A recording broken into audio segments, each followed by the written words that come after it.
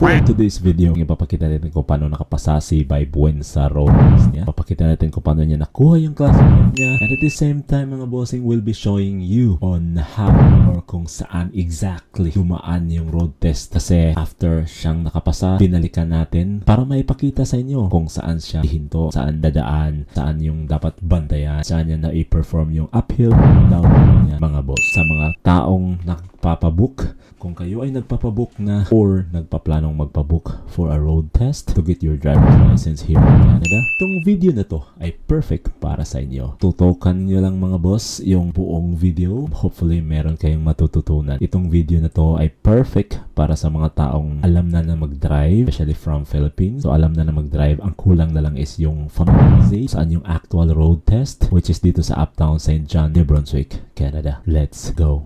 5 lagi na. Ay, pakita. Wow! Kisay mo kuhan? Katagapon? Katagapon? Babae. Start na po tayo mga boss. Of course, dito tayo magsa-start sa likod ng service in Brunswick, especially sa mga taga-St. John. Alam niyo na kung saan magsa-start. Dito mga boss, full stop ka dito. Check mo lang left and right. At liliko po tayo dito sa Sydney Street.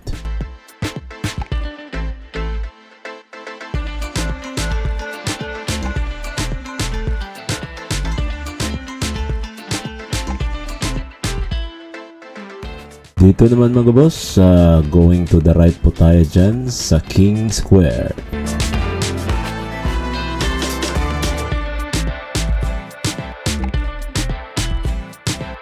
Binabaybay na po natin dito yung sa King Square mga bossing, at dito po in front of SNB. Kung nasa lane ka na nito at hindi ka pina-change lane ng examiner, paglampas mo ng traffic light ito, doon ka lalabas of course to the right sa King Street.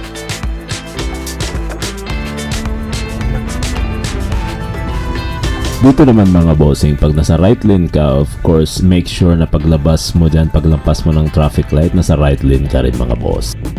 Sa part na to mga boss, double check nyo tong sign na to, no right turn on red signal. Laliko po tayo to the right mga boss, ito po yung King Street dito sa Uptown. Kakaiba ditong ruta ni Buen mga bossing kasi nga medyo short route siya kasi liliko siya dito sa first corner which is German Street.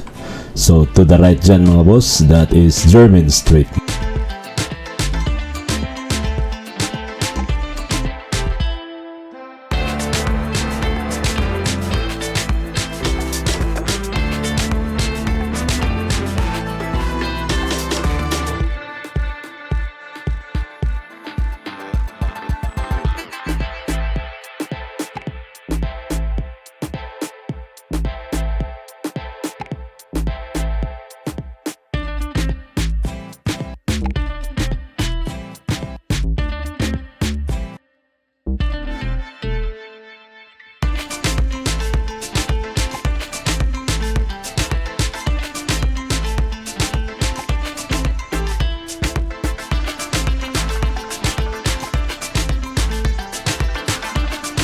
In this corner mga bossing, to the right po tayo, and ito po yung Union Street. Itong Union Street na tamo sa kundi diretsohin mo, nasa likod din to ng SNB or Service New Brunswick.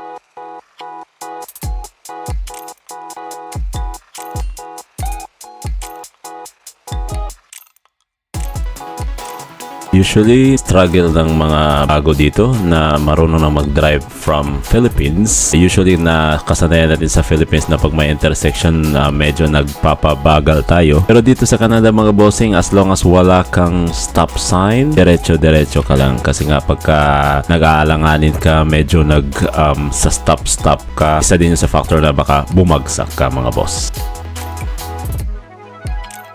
Tukuan, to the right na naman mga boss, ito yung Karma Martin Street. Ito yung corner kung saan ang GDI Irving Limited na building. So didiretso mo lang dyan. Sa part na to, na crossing na to, wala kang stop sign. Diretso-diretso ka lang, huwag kang mag-alanganin.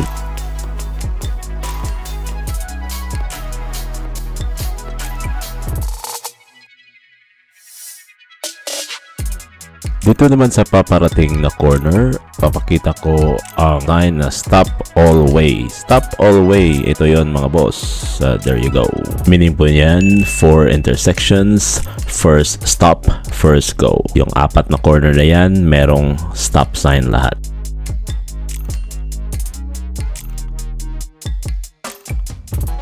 Dito po, kumana na naman tayo at ito po ay ang Princess Street mga bossing. Alright.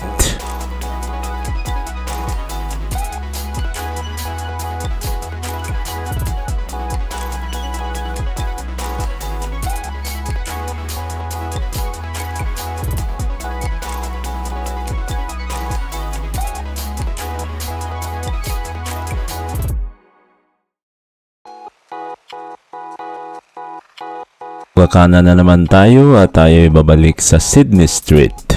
Yung building na yan to the left, yan po ay ang Irving Oil Limited na bagong building nila mga boss. So, yan sa mga palatandaan.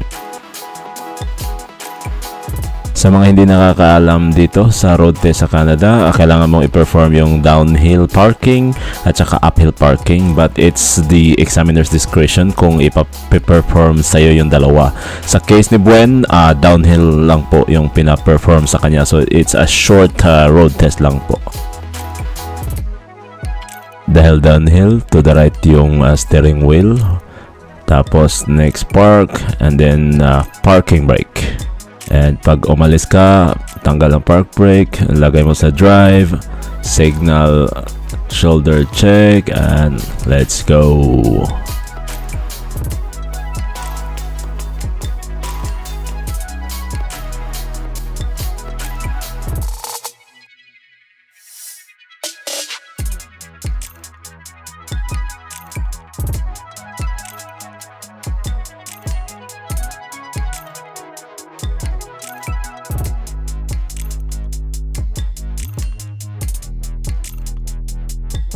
Yun lang mga boss. Pinalik ko na siya agad to the left. Balik na agad dyan sa service ni Brunswick sa likod. Pero this time, pinapiperform siya ng one motion na pag-back up or reverse parking. Pina one motion siya kasi nga for this season, nire-repair yung area na dun sana gagawin yung parallel parking. So for now, walang parallel parking. Ito yung pinalit, which is a one motion reverse parking. And there you go mga boss, pakita ni Buen kung paano gagawin, and meron pong technique dyan mga bossing. Tingnan nyo lang po. There you go.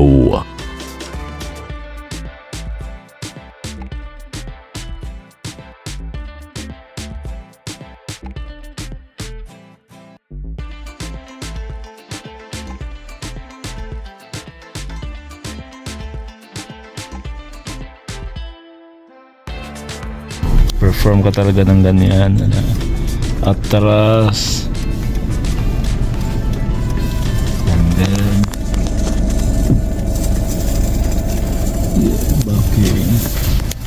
backing. Tumpak. Legit, class 5. Legit. Yay! Done.